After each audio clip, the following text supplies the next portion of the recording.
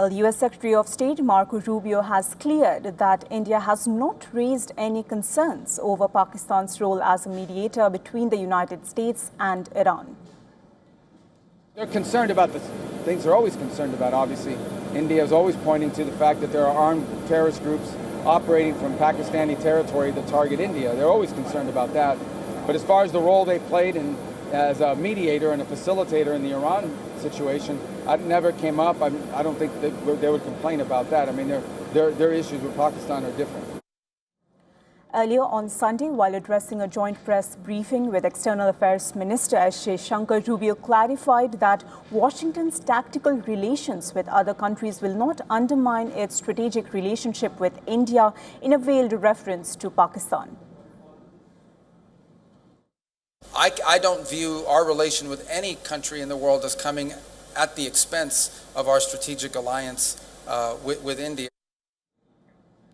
Well, he was responding to questions over concerns about renewed U.S. engagement with Pakistan's leadership, as well as broader shifts in Washington's trade and security policies affecting its relationship with India. Rubio said U.S. and India ties have not lost momentum. A strategic partnership is when your interests as two nations are aligned and you work together strategically to solve those problems. And the list of issues that we work together with India on, the breadth and scope of them, is what highlights the fact that India is an important strategic partner of the United States, one of our most important strategic partners in the world. Rubio, who is in India for a 4-day trip, visited Taj Mahal with his wife today. The couple was accompanied by U.S. Ambassador to India, Sergey Gore. Rubio arrived in New Delhi on Saturday and held meetings with Prime Minister Narendra Modi, besides External Affairs Minister S.J. Shankar and National Security Advisor Ajit Doval.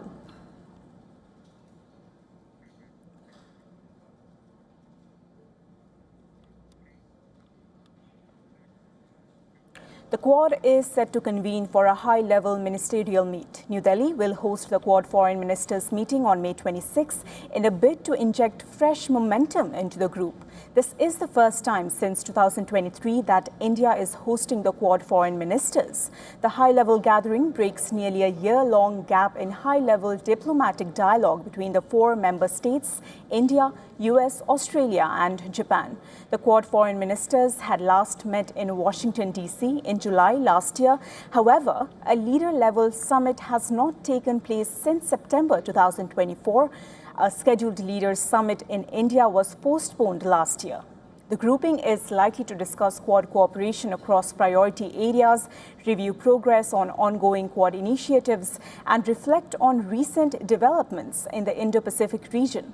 The war in West Asia and its impact on global energy supplies is also expected to feature during the discussions. While U.S. Secretary of State Marco Rubio is already in India, Australian Foreign Minister Penny Wong and Japanese Foreign Minister Toshimitsu Motegi will arrive in India today. Ahead of a visit, a statement by Wong's office called the Quad a vital partnership in uncertain times. Wong will also participate in the 17th Australia-India Foreign Ministers Framework Dialogue. The Quad foreign ministers meeting comes amid a period of heightened geopolitical uncertainty, with the war in West Asia casting a long shadow over global energy supplies. It also comes amid significant strain in India-US relations due to tensions over trade, tariffs and immigration. But ahead of the crucial meeting, U.S. Secretary of State Marco Rubio hailed the Quad as a crucial forum for strengthening cooperation in the Indo-Pacific. Addressing the press after bilateral talks with India's S.J. Shankar, Rubio lauded India's presence in the grouping to influence outcomes in the Indo-Pacific and said that the Quad is more important than ever. Another important mechanism of joint cooperation, and one more example of our strategic relationship between our two countries, because the Quad is a forum of alignment between four countries who are not just strategically aligned on a bunch of key issues, but four countries that have the ability to varying degrees to influence global events on these topics of mutual interest. Now, External Affairs Minister S. Shankar also hailed the Quad and lauded US President Donald Trump for streamlining the grouping during his first term. Shankar added that the Indo-Pacific will become a lifeline and the two countries will work closely for cooperation in the Indo-Pacific. The Indo-Pacific is going to become more and more important with the passage of time. We were just talking about energy. It will even become a big energy lifeline. I mean, if you're going to see, for example, a much bigger India-US energy trade, or India's energy and general trade with the US, with other countries in the Americas, I can see, much more growth, much more trade, much more maritime activity out there. So, to me, the work on Quad goes on. And I think 2 days from now, you will see us on the podium talking about the Quad. For more on this, WION's Assistant Editor for Foreign Affairs, Siddhant Sibal, is joining us live from New Delhi. Siddhant, welcome to the broadcast. What are the key deliverables that we can expect from the Quad Foreign Ministers meeting? Well, that's something that we'll get to know possibly tomorrow. Quad, of course, is a grouping that has emerged in past few years, but there have been questions as well with no summit last year, and a question over will there be announcement on summit this year at the foreign ministers meeting.